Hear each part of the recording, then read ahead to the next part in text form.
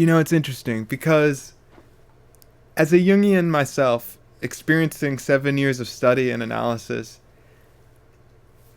the Jungian thing's always been private. It's the analysis is between two individuals. The lectures are esoteric and obscure. And yet, now in this new media, YouTube, Jung is just taking off. There's all this interest. And the black books have just come out. Those are the materials that he worked with before moving it to the red book. And the discoveries that Jung made in the red book, these encounters with inner figures and the reality of the inner world, is now something that people are very curious about. And there's so much to say about this person, C.G. Jung. Was he a psychologist and a scientist? Or was he a mystic and a prophet?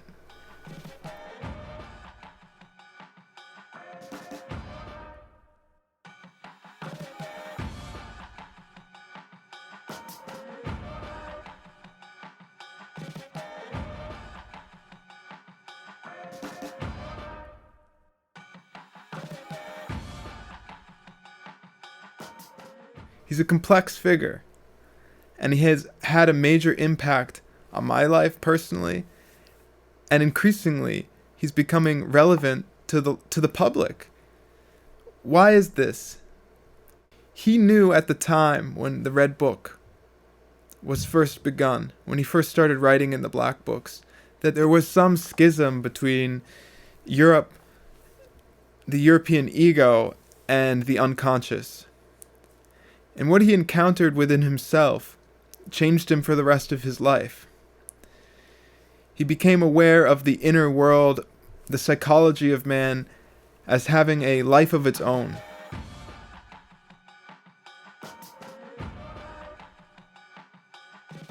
And on the occasion of his 80th birthday, he said, "But do you know who anticipated my entire psychology in the 18th century?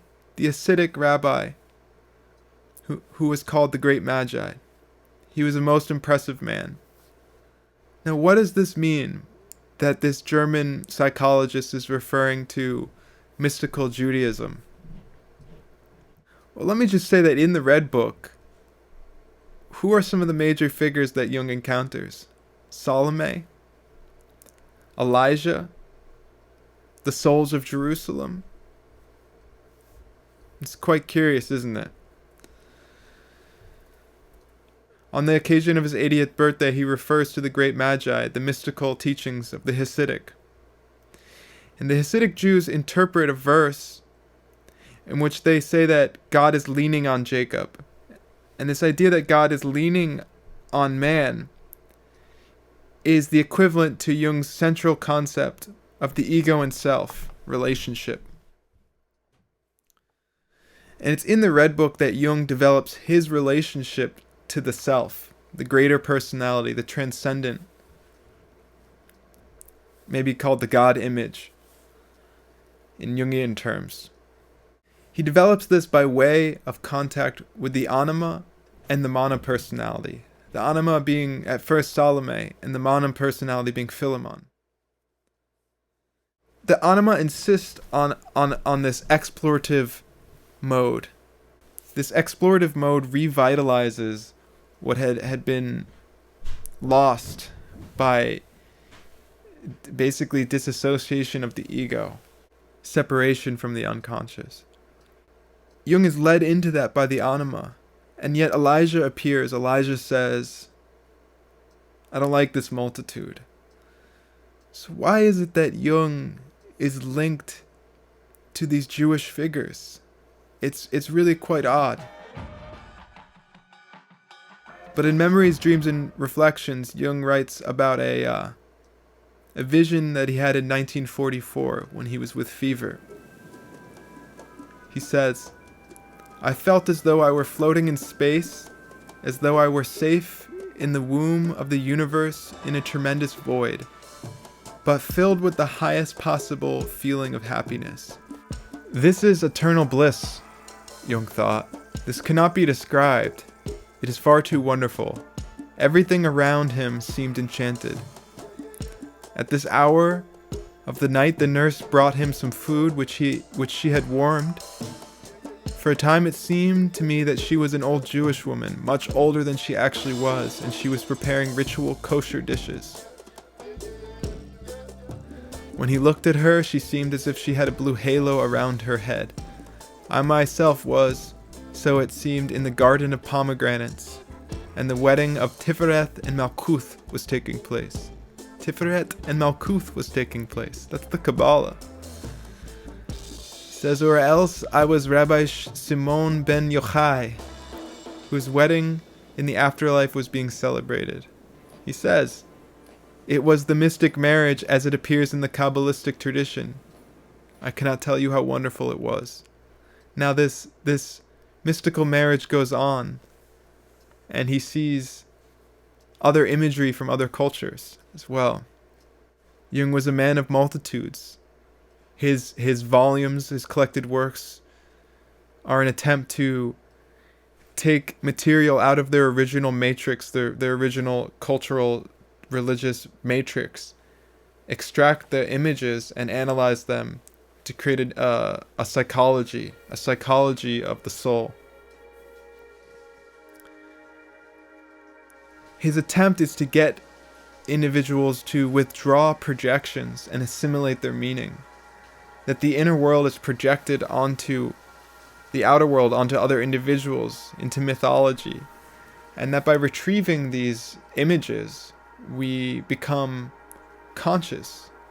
And consciousness is essentially an ethical relationship, a responsibility to one's own inner capacity for good and for evil, for spirituality, creativity, and for destruction and injury.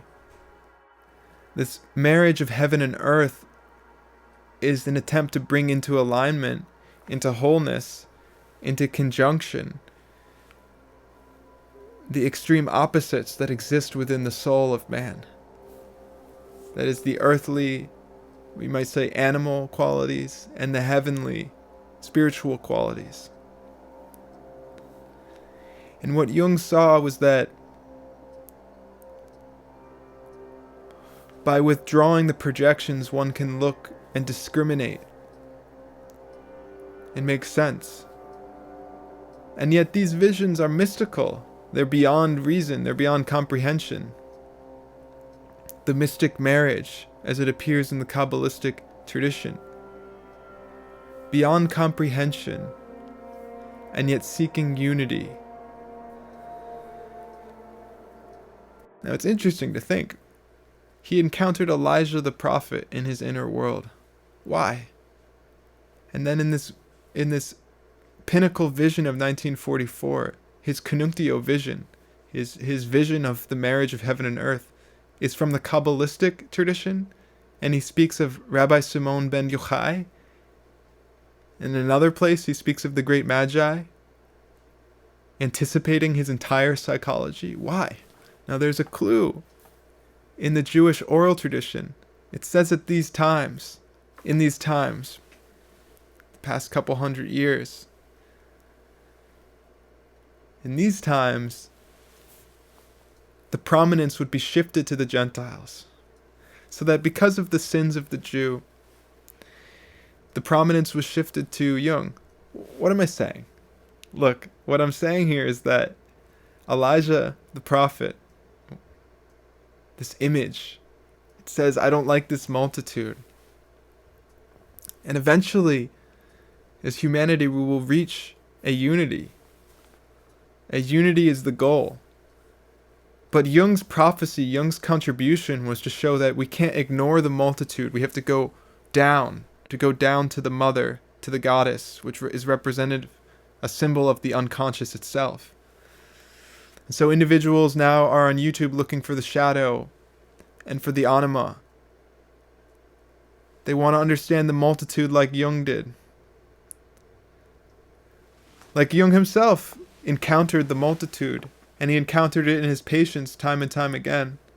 And yet in the end is this mystical vision of a union, a union of opposites. He speaks of a psychology of relationship between heaven and earth, and also between the earthly man and a transcendent self. So was Jung a prophet or a scientist? Was he an artist or a psychologist? It's this multifaceted man that I think intrigues audiences. They're intrigued by someone who had the courage to be himself, the courage to challenge himself, and to develop something completely new. And in the Red Books, he discovered what the collective unconscious was calling for, the feminine principle for us to go down into the depths. And over time that integrated, and he saw that it would reunify. And then these times, as people become enthusiastic about this material, they must be looking for a unification within themselves. And also a larger unity amongst the nations, amongst the groups.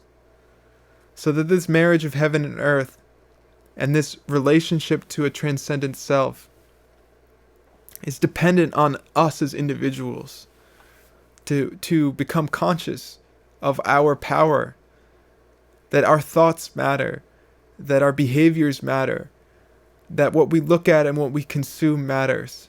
And keep in mind that we're striving for a marriage of heaven and earth, a unity. Was Jung a prophet? Probably.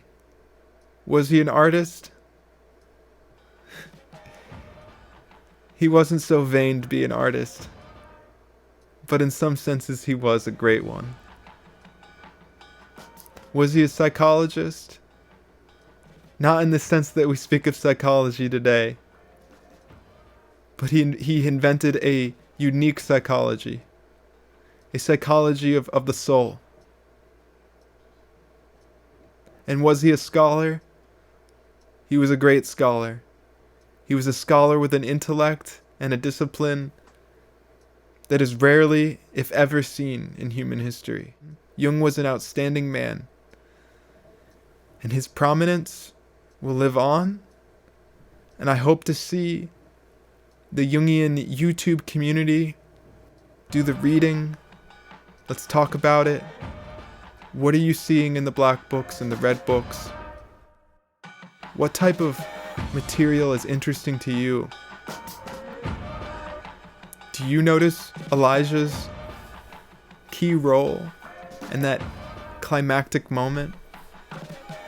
Thank you for listening. I'm Samuel Abelo. Please subscribe, like, and comment below.